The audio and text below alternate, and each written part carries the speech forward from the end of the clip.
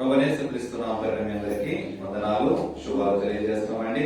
ఇంతవరకు పాటల ద్వారా దేవుని మహిమపరచడానికి కృప చూపించిన దేవునికి ఏ విషయం మనము రుణము తీర్చలేము. దేవుని నామానికి మహిమ కలుగును గాక. శ్రేష్టమైన వాక్య భాగంలోకి వెళదాం. రోమిలకు రాసినటువంటి పత్రిక 6వ అధ్యాయము 14వ వచనాన్ని చదువుకుందాం. మీరు కృపకే గాని ధర్మశాస్త్రమునకు లోనైన వారు కారు కనుక పాపము మీ మీద ప్రభుత్వము చేయదు. ప్రార్థన చేసుకుందాం. దేవాన్ని స్తోత్రములు తండ్రి, పరిశుద్ధుడా మహోన్నతానికి వందనాలు, స్తోత్రములు. చదవబడిన వాక్య భాగంలో బట్టి మళ్ళీ మీ పాదం కిందకు వచ్చున్నాము ప్రభువా. కనికరించండి, కృప చూపించండి తండ్రి. చదవబడిన మాటలలో వచ్చిన ఆయన మాతో మీరు మాట్లాడండి. నిలబడినది నేనే, నిలబెట్టిన వాడు నీవై ఉన్నావు తండ్రి. కనికర పూర్ణానికి వందనాలు, స్తోత్రములు చెల్లించుండగా నీ సహాయం కొరకు నీ పాదముల చెందుకు వచ్చి ఉన్నాము తండ్రి. నీ వాక్శక్తి ద్వారా అయ్యా చెప్పుచున్న నాకు వినబుద్ధని కలిగించి నీ ఆత్మకార్యములు జరిగించి నీ నామానికి మేము తెచ్చుకోండి ప్రభువా. వ్యక్తపడుతున్న ఆత్మీయాహారం ఏది కూడా వ్యర్థముగా పోకుండా ప్రతి ఒక్క జీవితంలో ఉన్న కార్యము దయచేయగా కృప చూపించమని యేసుక్రీస్తు అడుగుచున్నాను మా ప్రియపరలోకపు తండ్రి. ఆమేన్. చదవబడిన వాక్య భాగంలో మనం ఆలోచించినట్లయితే కనుక రోమిలకు రాసినటువంటి పత్రిక 6వ అధ్యాయము 14వ వచనము, మీరు కృపకే కాని ధర్మశాస్త్రములకు లోనైన వారు కారు కనుక పాపము మీ మీద ప్రభుత్వము చేయదు.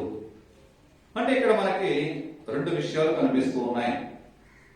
అపోస్తలుడైన పౌలు గారు మాట్లాడుతూ మీరు కృపకే అంటే అక్కడ కృపను బట్టి ఒకటి మాట్లాడుతున్నది, అలాగే రెండోది పాపము అంటే మీరు కృప ఎప్పుడైతే ధర్మశాస్త్రములకు లోనైన వారు కాకుండా కృప పొందిన వారుగా ఉన్నారో అక్కడ పాపము మీ మీద ఏలుబడి చేయదు. కొత్త నిబంధనలో ఈ రెండు కూడా అతి ప్రాముఖ్యముగా మనకు కనిపిస్తూ ఉంటాయి. పాపము చేసిన వారికి క్రీస్తు రక్తము ద్వారా కడగబడటానికి, అసలు పాపమే చేయకుండా ఉండాలంటే ఎక్కడ ఉండాలి? దేవుని కృప కిందకి రావడానికి. ఇక్కడ రెండు భాగాలుగా మనకి చూసుకున్నట్లయితే కనుక ఇక్కడ మొదటిగా మనం ఆలోచించినట్లయితే కనుక పాపము చేసిన వారికి ఏ విధముగా ఉంటుంది, పాపము చేసిన వారు ఏ విధముగా కడగబడాలి, లేకపోతే పాపానికి పరిహారము ఏమైనా ఉన్నదా అని మనం ఆలోచించగలుగుతూ ఉండాలి. ఎందుకంటే క్రీస్తును ధరించినటువంటి నీవు క్రీస్తు ప్రేమను పొందుకుంటూ యేసే క్రీస్తుని ఎప్పుడైతే నువ్వు రక్షింపబడతావో, నీ పాపములను ఒప్పుకుని ఎప్పుడైతే నువ్వు పాప క్షమాపణ పొందుతావో, దేవుని పాదముల చెంతబడి విజ్ఞాపన చేసి ఆయన రక్షణ అనుభవంలోనికి నడిపించబడతావో ఆ పాపము నుంచి నీకు విడుదల కలిగిస్తూ ఉంటాడు దేవుడు. పేతురు రాసినటువంటి మొదటి పత్రిక 2వ అధ్యాయము 24వ వచనాన్ని చదువుకుందాం. పేతురు రాసినటువంటి మొదటి పత్రిక 2వ అధ్యాయము 24వ వచనము, మనము పాపముల విషయమై చనిపోయి నీతి విషయమై జీవించున్నట్లు ఆయన తానే తన శరీరమందు మన పాపములను రాను మీద మోసుకొనెను. ఆయన పొందిన గాయముల చేత స్వస్థత నొందితిరి. హల్లెలూయా. మనము పాపము విషయమై మన పాపము విషయమై ఎప్పుడైతే చనిపోయిన వారిగా ఉంటామో, ఎప్పుడైతే నీతి విషయమై నువ్వు జీవించాలి. ఇంతవరకు గడిచిన కాలమంతయు కూడా నేను పాపములో జీవించాను, గడిచిన కాలమంతయు కూడా నేను దేవుని ఎరగక లోకమే దేవుడు అనుకుని, సృష్టి దేవుడు అనుకుని సృష్టిని పూజిస్తూ లోకమనే పాప బంధకాలలో బంధింపబడి ఉన్నాను. కానీ ఈనాడు నా జీవితము ఆ పాప బంధకములలో చనిపోయి నూతన జీవితము కొరకు దేవుని కొరకు వాడబడాలని చెప్పి ఎప్పుడైతే నువ్వు దేవుని కొరకు జీవించాలనుకుంటావో, నా పాపముల కొరకు శిలువ మానుపై వేలాడినటువంటి దేవుడు నీ పాపములను క్షమించడానికి, నీ అపరాధములను మన్నించడానికి, నిన్ను శిరస్సు నుండి స్థిరపాలకు కడగడానికి ఆయన శిలువలో పొందిన గాయముల చేత నిన్ను స్వస్థపరుస్తూ నీలో ఉన్నటువంటి ప్రతి పాపములను కడిగి శుద్ధీకరించడానికి తన రక్త ప్రోక్షణ నీకు అందిస్తానంటున్నాడు దేవుడు. ఈ లోకములో పాపములు కడగబడాలంటే, దోషములు కడగబడాలంటే ఈ లోకములో మరొక మార్గం లేదండి. మనం అనుకుంటూ ఉంటాం పుణ్యకార్యాలను పెట్టని, లేకపోతే దాన ధర్మాలను పెట్టని, లేకపోతే ఒక ఎద్దునో గొర్రెనో మేకనో బలి ఇచ్చడం వల్లని. కానీ ఏ రక్తము కూడా మనకు పాపం నుంచి విడుదల కలిగించదు. ఒక పరిశుద్ధుని రక్తము మాత్రమే, ఒక పరిశుద్ధుడు చిందించిన రక్త ప్రోక్షణ మాత్రమే నిన్ను నన్ను పాపం నుంచి విడుదల కలిగిస్తుంది. అయితే ఆ పరిశుద్ధుడు ఎవరు? ఆ పరిశుద్ధుడు ఎవరి కొరకు, ఎందుకు ఈ లోకానికి వచ్చాడు? నీ కొరకు నా కొరకు రక్తం చిందించేవాడు ఎవరు? నీ తల్లిదండ్రులు నీ కొరకు రక్తం చిందిస్తారా? నీ కడుపున పుట్టిన బిడ్డలు నీ కొరకు రక్తం చిందిస్తారా? నిన్ను కట్టుకున్న భార్య, నీకై ఏర్పరచబడిన నీ భర్త నీ కొరకు రక్తం చిందిస్తాడా? చిందించరండి. నీ కొరకు నా కొరకు ఈ లోకములకు దేవాది దేవుడైనటువంటి దేవుడు మనిషి రూపములుగా మానవుడుగా ఈ పాప దేహములోనికి పాపరహితుడుగా వచ్చి నీ కొరకు నా కొరకు ఆయన పొందిన గాయముల చేత, ఆయన చిందించిన రక్తము చేత పాప విడుదల కలిగే చేస్తాడు. పాపము నుంచి నిన్ను సంరక్షించి ఆయనకు ఇష్టమైన బిడ్డగా వాడుకుంటూ ఉంటాడు. కానీ ఈనాడు లోకమంతా కూడా ఎవరికి భయపడుతుందయ్యా, ఎందుకు భయపడుతుందయ్యా అని ఆలోచిస్తే లోకమంతయు గడిచిన సంవత్సరం పైభాగం నుంచే కరోనా వైరస్ వల్ల లోకమంతయు కూడా అల్లకల్లోలముగా, ఎవరికి ఏ పరిస్థితుల్లో ఎప్పుడు కరోనా వైరస్ తగ్గుతుందో తెలియదండి. ఎప్పుడు కరోనా వచ్చి ఏ కుటుంబానికి ఏ దుర్వార్త వినాలో, లేకపోతే ఎటువంటి ప్రతికూలతలు ఎదురవుతాయో తెలియనటువంటి పరిస్థితి. అయినప్పటికైనా ఈ లోకములో గవర్నమెంట్లు, ప్రపంచ దేశములన్నీ కూడా తలమునకలుగా తపస్సు చేస్తున్నాయి. దీని కొరకు, దాని కొరకు ఒక ఔషధాన్ని కనిపెట్టాలి, ఒక మందును కనిపెట్టాలి. ఏమైనప్పటికైనా ఈ వ్యాధిని నిర్మూలించాలి, ఈ వైరస్ ను చంపివేయాలి అన్న ఆలోచనతో గవర్నమెంట్లన్నీ కూడా వేలాది కోట్లు, కోట్లాది కోట్లు ఖర్చులు పెట్టి వ్యాక్సిన్లు సిద్ధపరుస్తూ ఉన్నాయి. అయితే ఎవరైనా ఆ వ్యాధిని నిర్మూలించడానికి ఒక మందును తయారు చేస్తే వారికి గవర్నమెంట్ ఇచ్చే ప్రోత్సాహం నంది అవార్డునో లేకపోతే నోబెల్ బహుమతి అనో, అంటే ఉన్నతమైన అత్యున్నతమైన బహుమానములు ఇచ్చి వారిని సత్కరిస్తూ ఉంటుంది. ఎవరిని? ఒక వ్యాధిని పోగొట్టడానికి ఒక వ్యాక్సిన్, ఒక మందును కనుగొన్నటువంటి ఒక శాస్త్రవేత్తలు కావచ్చు, ఒక వైద్యుడు కావచ్చు, ఎవరైనా ఒక వ్యక్తిని, ఒక కంపెనీని ఒక బహుమానముతో, అత్యున్నతమైన బహుమానముతో ప్రపంచమునికి మందు సరఫరా చేసినటువంటి ఆ వ్యక్తికి ఒక అత్యున్నతమైన పురస్కారంతో పురస్కరిస్తూ ఉంటది, అయితే గౌరవిస్తూ ఉంటది. దేని కొరకు? ఒక వ్యాధిని నయపరచడానికి, ఒక వ్యాధిని తగ్గించడానికి. కానీ ఆ వ్యాధినే శాశ్వతంగా నీలోంచి కడిగివేయడానికి, ఆ వ్యాధినే నీలోంచి తుడిచివేయడానికి నీకు ఆయనకి సంబంధం లేకపోయినప్పటికైనా ప్రభువైన యేసుక్రీస్తు నీ నా పాపముల కొరకు కలువరి శిలువలో రక్తాన్ని ధారపోసి ఉన్నాడు కదా. సర్వ పాపముల నుండి, సర్వ వ్యాధుల నుంచి నీకు విడుదల, విమోచన కలిగించడానికి తన చివరి రక్తపు బొట్టు వరకు సిలువలో కాచినటువంటి ప్రభువుకి నీవు నేను ఇచ్చే బహుమానము ఏ బహుమానమై ఉన్నది? ఏ విధంగా ప్రభువును ఆరాధిస్తున్నాం? ఈనాడు గ్రామంలో వచ్చి అయ్యా కరోనా వైరస్ మందు పంచి పెడుతున్నారంటే చర్చి మానివేసుకొని వెళ్ళిపోయే వాళ్ళు అనేక మంది ఉన్నారు. కానీ ప్రభువు ఇచ్చే రక్తము స్వీకరించుకున్నటువంటి నీవు, ప్రభువు రక్తములో కడగబడినటువంటి నీవు ఎంత విశ్వాసం ప్రభుపై ఉంచుతున్నావు? ఎంత విశ్వాసంతో దేవుని ఎడల నువ్వు నమ్మకస్తురాలుగా ఉంటున్నావు? ఒక మానవుడికి ఒక వ్యాధిని మందు కనిపెట్టినందుకే గవర్నమెంట్ అత్యధికమైన పురస్కారములతో గౌరవిస్తుంది. కానీ నీ కొరకు నా కొరకు మరణించిన దేవునికి నీవిచ్చే బహుమానం ఏమిటి? నీవిచ్చే గౌరవం ఏమిటి? ఎందుకంటే నీ ఆస్తుపాస్తులు కావాలని దేవుడు అడగట్లేదు, నీ ఎంత చందములు కావాలని దేవుడు కోరట్లేదు. నీ హృదయంలో చిన్న స్థానము, ఆయనను ప్రేమిస్తే నీ ప్రేమను కోరుకుంటున్నాడన్న దేవుడు. ఆరాధన యోగ్యుడైనటువంటి దేవుడు, నీ కొరకు నా కొరకు ప్రాణ త్యాగం చేసినటువంటి దేవుడు నీ ప్రేమను కోరుకుంటున్నాడే కానీ నీ ఆస్తుపాస్తులు కోలుకోవట్లేదు. నీ కొరకు తన ప్రాణాన్ని, తన రక్తమని దారపోసి నీ సర్వ పాపముల నుంచి, సర్వ వ్యాధుల నుంచి నిన్ను విముక్తి చేసినటువంటి దేవునికి నీవిచ్చే బహుమానము ఆయన నిన్నుడితో ఒప్పుకోకపోవడమా? ఎందుకంటే నలుగురు ఉన్న చోట ప్రార్థన చేయరండి చాలా మంది. ఎందుకంటే సిగ్గు. దేవుని ఒప్పుకోవాలంటే సిగ్గు, నిజము చెప్పాలంటే సిగ్గు, అదే అబద్ధము చెప్పాలంటే రెండు రోడ్డు మీదకి మరి అబద్ధాలు చెప్తారు. బూతు మాటలు మాట్లాడాలంటే ఎవరు చూస్తున్నారని కూడా చూడండి, నడి రోడ్డు మధ్యలో గొడవలు పడుతూ ఉంటారు. దొంగతనం చేసి కట్టి వేయబడినప్పుడు అవమానం లేదండి, అయినప్పటికైనా మళ్ళీ అదే పని చేస్తూ ఉంటారు. వ్యభిచారములు చేసేటప్పుడు సిగ్గుపడరండి, గౌరవంగా స్వీకరిస్తారు. మత్తు పానీయాలు స్వీకరించేటప్పుడు సిగ్గుపడరండి రోడ్ల మీద పడిపోతున్నప్పుడు. కానీ నిజ దేవుని గుర్తించి నిజ దేవుని మాట ప్రకటించడానికి మాత్రము సిగ్గుపడుతూ ఉంటాము. నిన్ను నన్ను చూసి దేవుడు ఎంత గుర్తిస్తున్నాడు. దేవుడు నీ కొరకు నా కొరకు చింతించిన రక్తమును బట్టి నీ నా పాప విమోచన చేసిన దేవునికి నీవు నేను ఇచ్చే గౌరవం ఇదేనా? ఒక సామాన్య మనుషుడికి గౌరవం ఇస్తామే? నీకు నాకు ఏదైనా చిన్న ఉపకారం చేస్తే ఈ లోకంలో ఉన్న మనిషికి ఏదైనా దానికి ప్రతిఫలము ఇస్తూ ఉంటాం కదా.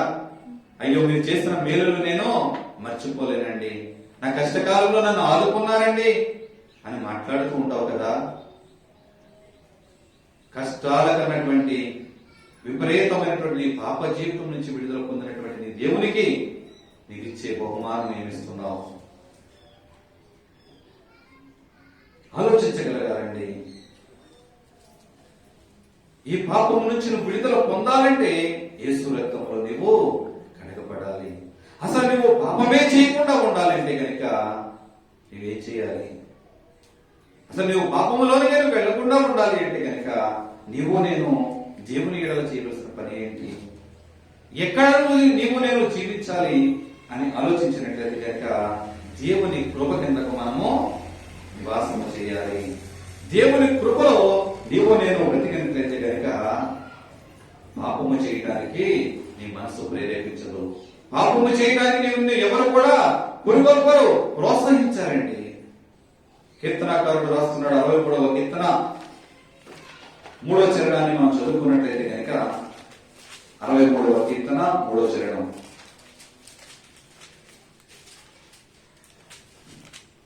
నీ కృప జీవము కంటే ఉత్తమము, నా పెదవులు నిన్ను స్తుతించును. హల్లెలూయా.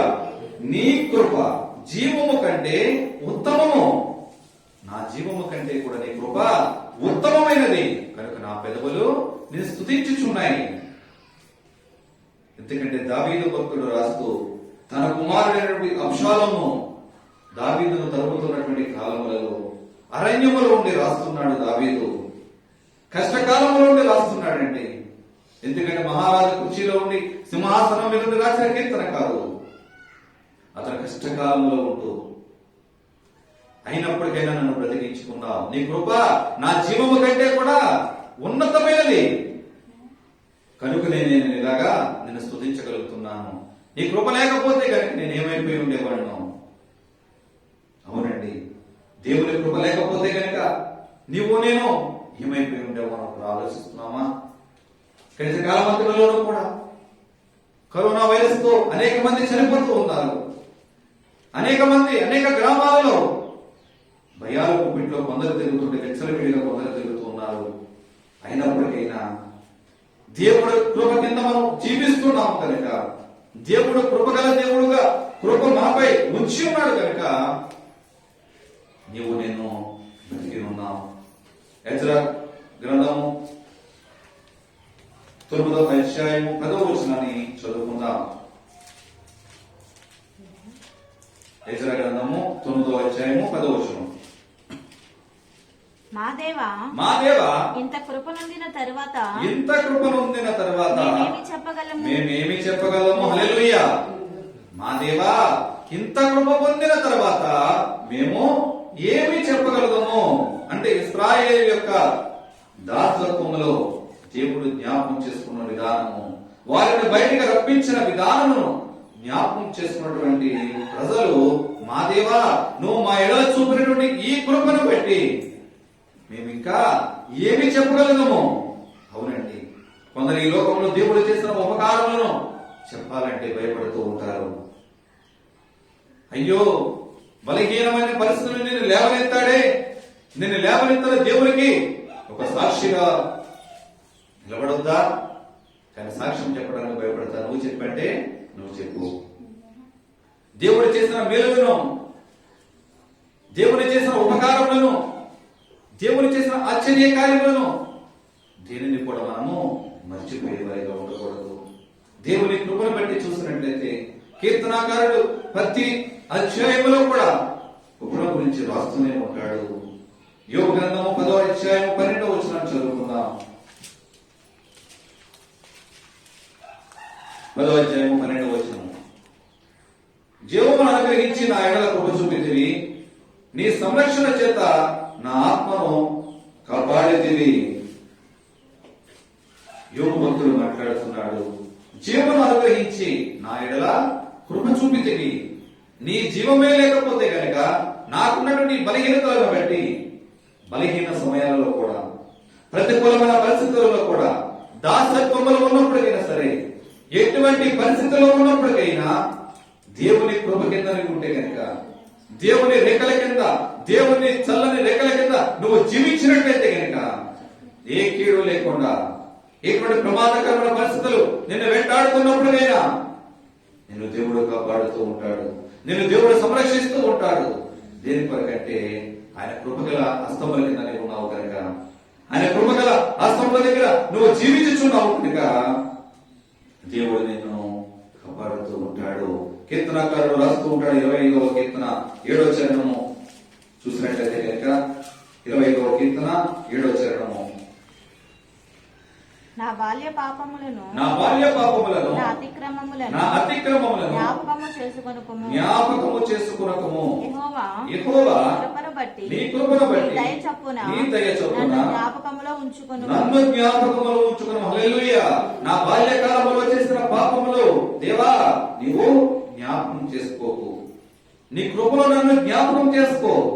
ఎప్పుడైతే దేవుని కృపలో జ్ఞాపకం చేసుకుంటాడో మన పాపములు కూడా దేవుడు జ్ఞాపకం ఉంచుకోడండి. దేవునిలో ఉన్నది మనలో లేనిది ఏంటంటే మన పాపములు ఎప్పుడు కూడా అయినా ఎక్కడ వేస్తాడు? వెనక్కు పరవేస్తాడంటండి. ఎందుకంటే మళ్ళీ అయినా గుర్తు చేసుకోకుండా ఉండటానికి.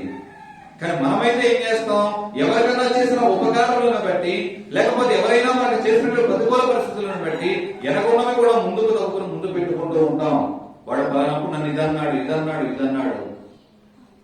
దేవుని కృప కింద జీవిస్తున్నటువంటి నీవు నీ బంధువులను బట్టి కావచ్చు, నీ స్నేహితులను బట్టి, రక్త సంబంధికులను బట్టి కావచ్చు, నీ ఇరుగు పొరుగు వారిని బట్టి కావచ్చు, ఏ విధముగా జీవించగలుగుతున్నావు? నీ స్నేహం ఏ విధముగా ఉన్నది? దేవుని కృప కింద జీవిస్తున్నానని నువ్వు నేను సాక్ష్యం ఇస్తున్నా, నేను క్రైస్తవులనే దేవుని కృప కిందే ఉన్నా అని నువ్వు అనుకుంటున్నావు కదా. దేవుని కృప కింద ఉన్నటువంటి నీ సంబంధములు ఏ విధంగా, నీ సహవాసములు, నీ సంబంధములు ఎలా ఉన్నాయి? నీ బంధువుల మధ్య నీ సంబంధం ఏ విధముగా ఉంది? నీ కుటుంబంలో సంబంధములు ఏ విధముగా ఉన్నాయి? దేవుని కృప కింద జీవిస్తున్నావు. కానీ ఇరుగు పొరుగు వాడితో మనకు పడదు, బంధువుల మధ్యలో మనకు పడదు, సహవాసముతో మనకు పడదు. ఎలాంటి ఏర్పాటు భాగంగా ఎక్కడ దేవుని కృప కింద నువ్వు జీవిస్తున్నావు? ఒంటరి క్రైస్తవులుగా, ఒంటరి విశ్వాసులుగా, ఒంటరి బంధువులుగా, ఒంటరిగానే జీవిస్తున్నాం. కానీ దేవుని కృప కింద ఉన్నానన్న భ్రమలో మాత్రమే మనము జీవిస్తున్నాం. దావీదు భక్తుడు అదే మాట్లాడుతున్నాడు.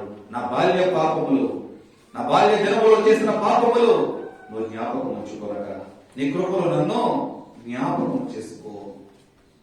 దేవుని కృప కింద నీవు ఉంటే కనుక నీ పాపములు ఏ కూడా దేవుడు జ్ఞాపకం చేసుకోడండి. నీ అతిక్రమమును క్షమించుకోడు ఆయనే. యెహోవా ఉత్తముడని రుచి చూసి తెలుసుకున్నాము. ఎప్పుడైతే దేవుని కృప కింద నువ్వు జీవిస్తావో దేవుడు ఉత్తముడని రుచి చూసి మనము తెలుసుకునగలము. ఎందుకంటే దేవుడు కృప కింద లేనప్పుడు మా దేవుడు చాలా మంచివాడండి, లోకంలో ఉన్న వారికంటే మా దేవుడు చాలా గొప్పవాడండి, ఉన్నతమైన వాడండి, అది నీ పెదవులతో చేసే మాటలే కానీ నువ్వు హృదయాంతరముల నుంచి వచ్చే మాటలు కాదు. ఎప్పుడైతే నువ్వు దేవుని కృప కింద ఉంటావో, యెహోవా ఉత్తముడని ఎప్పుడైతే నువ్వు రుచి చూడగలుగుతావో, అనేక మందికి దేవుని యొక్క వర్తమానం నీవు చెప్పగలుగుతావు. అదే కీర్తనకారుడు 33వ కీర్తన 19వ చరణం ఒకసారి మనం చదివినట్లయితే కనుక, యెహోవా దృష్టి ఆయన యందు భయభక్తులు గల వారి మీదను, ఆయన కృప కొరకు కనిపెట్టి వారి మీదను నిలుచుచున్నది. హల్లెలూయా. యెహోవా కొరకు ఎవరైతే కనిపెడుతూ ఉంటారో, యెహోవా యందు ఎవరైతే భయభక్తులు కలిగి జీవిస్తూ ఉంటారో, యేసే దేవుడిని ఎవరైతే ఒప్పుకుంటారో, వారందరి ఎడల కూడా ఆయన కృప ఎక్కడ ఉంటుందండి? వారి మీదే నిలిచి ఉంటది. ఎందుకంటే కృప ఒక దినమే ఉంచి తీసివేసే దేవుడు కాదండి. శాశ్వత కాలము కూడా ఆయన కృపగల హస్తములతో నిన్ను కాపాడుతూ ఉంటాడు. ఇశ్రాయేలుని కాపాడుగల కృపను నిద్ర కూడా సెలవిచ్చినటువంటి దేవుడు. అరణ్య ప్రదేశంలో వారు తిరుగుచుండగా కూడా, అరణ్య ప్రాంతంలో వారు జీవించుచున్నప్పుడు కూడా ఎప్పుడు కూడా వారిని దేవుడు విడిచిపెట్టలేదండి. తన కృప చేత దేవుడు వారిని భద్రపరిచాడు. తన కృపలో దినదినము వారిని జ్ఞాపకం చేసుకుంటూనే ఉన్నాడు. దినదినము వారిని దేవునికి విజ్ఞాపన చేసినప్పటికైనా, దేవునికి వ్యతిరేకముగా తిరుగుతున్నప్పటికైనా ఎప్పుడు కూడా దేవుడు తన కృపలో ఇశ్రాయేలు ప్రజలను జ్ఞాపకం చేసుకుంటూనే ఉన్నాడు. లూకా సువార్త 1వ అధ్యాయం 30వ వచనం ఒకసారి మనం చదివినట్లయితే కనుక,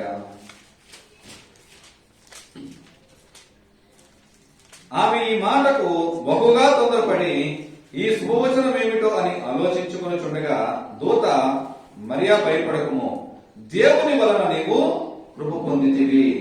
నువ్వు ఎటువంటి భయంకరమైన పరిస్థితిలో ఉన్నప్పటికైనా, ఎటువంటి వ్యాధి బాధలతో ఉన్నప్పటికైనా, ఎటువంటి భయంకరమైన సమస్యలలో ఉన్నప్పటికైనా నువ్వు దేవుని వైపు చూసినట్లయితే కనుక నువ్వు దేవుని ఎడల కృప పొందిన దానిగా ఉంటావని చెప్పి బైబిల్ గ్రంథం తెలియజేస్తూ ఉంది. దేవుని కృప కింద మనం జీవించాలి. దేవుని కృప కింద దేవుని స్వారూప్యంలోనికి మార్చబడాలని దేవుడు కోరుకుంటున్నాడు. యోహాను సువార్త 1వ అధ్యాయం 16-17 వచనాలు మనం చదువుకుంటే కనుక, యోహాను సువార్త 1వ అధ్యాయం 16-17 వచనాలు. ఆయన పరిపూర్ణతలో నుండి మనమందరము కృప వెంబడి కృపను పొందితిమి.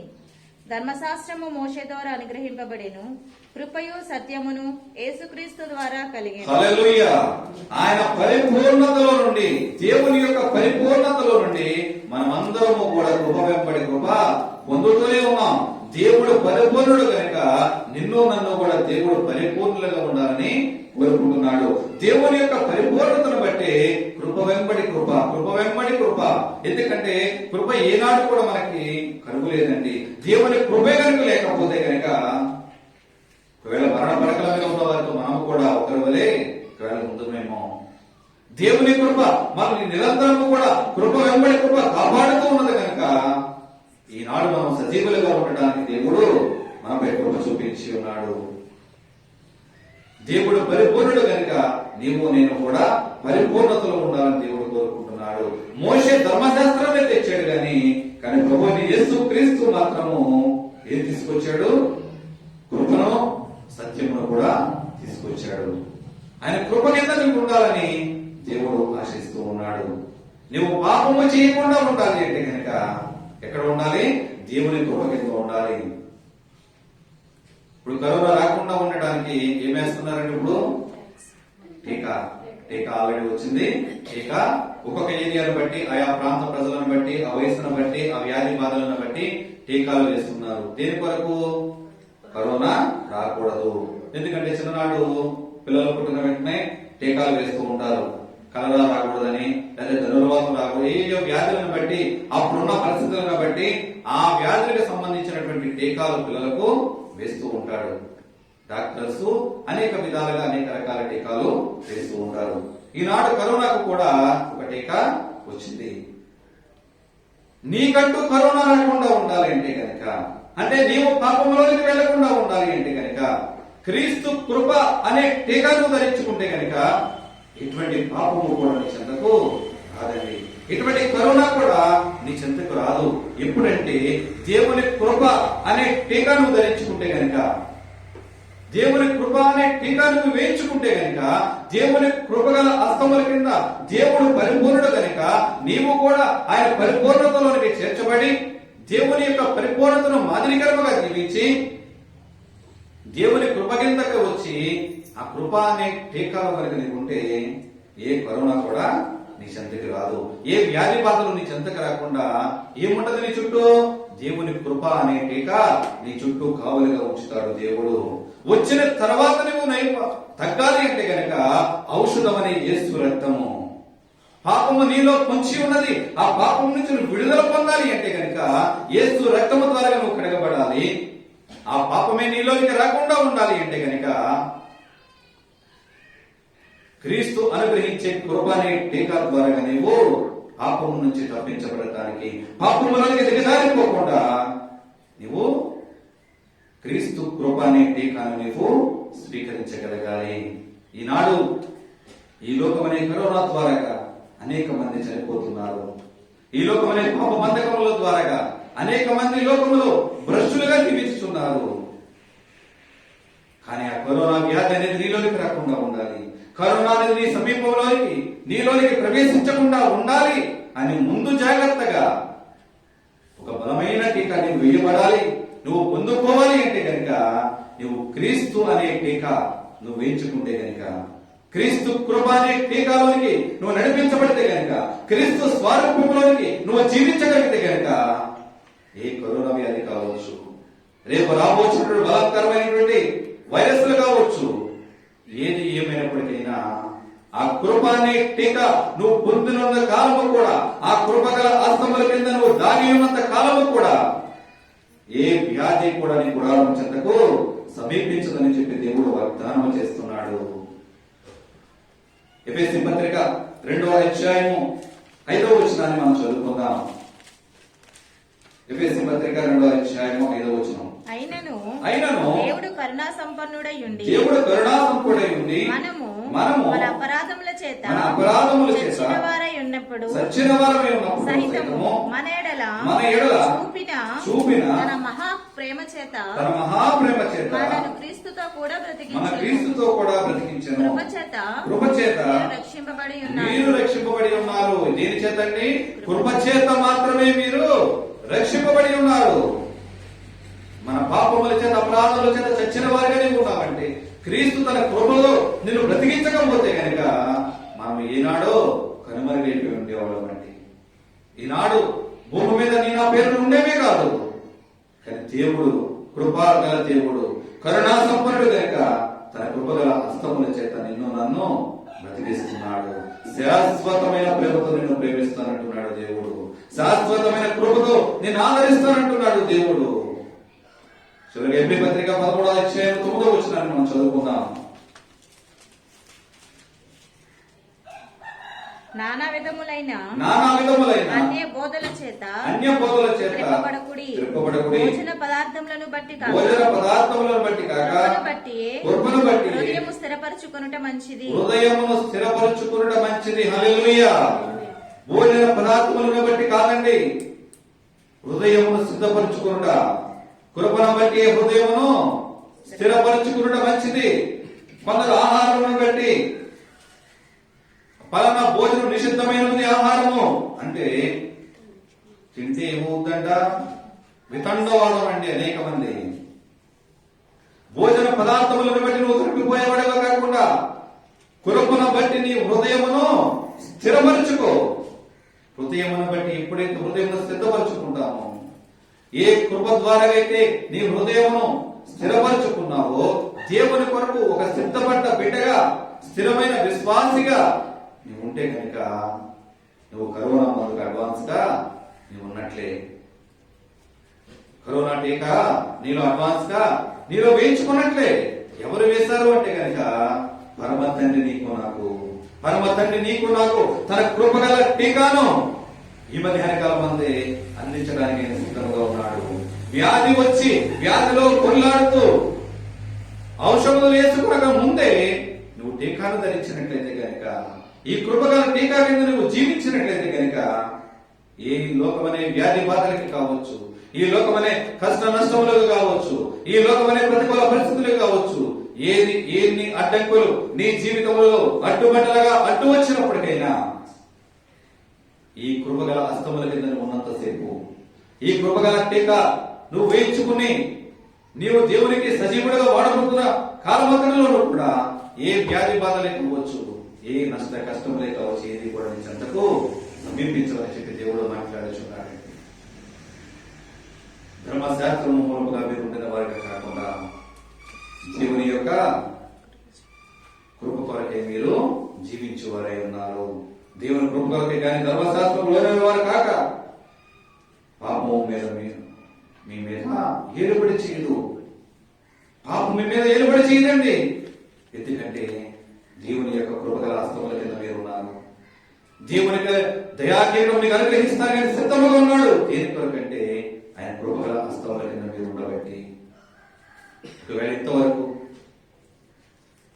క్రైస్తవులని చెప్పుకుంటున్నాం మన పేరు మాత్రమే కానీ ఒకవేళ లోకేశ్వరుడు లోకంలో తిరుగుతున్నామేమో, ఈనాడైనా ఆయన కృపగల హస్తముల కింద మనం జీవిస్తాం.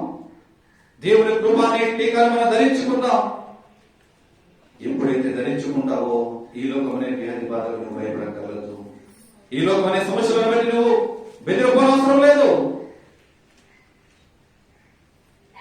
ఏసే క్రీస్తుని ఒప్పుకుంటూ ఆయన రక్తంలో దినదినము కడగబడుతూ ఆయన కృపగల హస్తముల కింద జీవిద్దాం. అట్టి విధముగా జీవించినట్లయితే కనుక ప్రతి కీడు నుంచి దేవుడు నిన్ను తప్పించడానికి, నీ కుటుంబంలో సంరక్షించి తన సజీవమైన లెక్కలలో వాడుకోవడానికి దేవుడు సిద్ధముగా ఉన్నాడు. అటువంటి కృప పరిశుద్ధాత్మ దేవుడు మనందరికీ కలుగజేయునుగాక. ఆమేన్. ప్రార్థన చేసుకుందాం. దేవాన్ని స్తోత్రములు తండ్రి, పరిశుద్ధుడా మహాపరిశుద్ధుడు మహాగరుడైన మా తండ్రి, మీకే వందనాలు స్తోత్రములు చెల్లించుండగా ఈ ఉదయ కాలమందు ప్రభువా నీ కృపను బట్టి అయ్యా మేము పాపము మాలో వేలుబడి చేయకుండా నీ రక్తం పురుషులను బట్టి మేము వేరుగా నడుచుకోవాలో అయ్యా మాకు నేర్పించిన విధానానికి నీకు స్తోత్రములు చెల్లించున్నాము ప్రభువా. అవును తండ్రి, పాపములకు వెళ్లకుండా ఉండాలంటే నీ కృపానే టీకాలు మేము స్వీకరించాలని మాతో మాట్లాడిన దేవానికి స్తోత్రములు. ఒకవేళ ఇంతవరకు తెలుసో తెలియకో పాపముల అపరాధముల చేత లోకంలో తిరిగి ఉంటే నీ రక్త పోషణ ద్వారా నీ రక్తంలో కడగబడి మా దోషములు ఒప్పుకొని విడిచిపెట్టి నీ కొరకు ఒక ప్రత్యేకమైన పాత్రగా వాడబడాలన్న మాటల ద్వారా మాతో మాట్లాడిన విధానానికి నీకే స్తోత్రములు ప్రభువా. అయ్యా చెప్పబడినటువంటి మాటల ద్వారా ఎంతమంది అయితే బిడ్డలు విన్నారు అయ్యా, వారి జీవితాల్లో నెమరు వేసుకుంటూ దినదినమో నీ కొరకు వాడబడే బిడ్డలుగా నీ కృపగల హస్తముల కింద నడిపించబడే బిడ్డలు మీరు వాడుకోండి ప్రభువా. ఇతరులు నా జ్ఞానం వ్యర్థముగా పడకుండా ముఖదంతులుగా బలవంతులుగా నడిపించబడగా మీరు సహాయం చేసుకోవడం చూపించి నీ నామానికి మహిమ తెచ్చుకోమని యేసు క్రీస్తు అడుగుచున్నాను మా ప్రియపరలోకపు తండ్రి. ఆమేన్. అందరికీ వందనాలండి.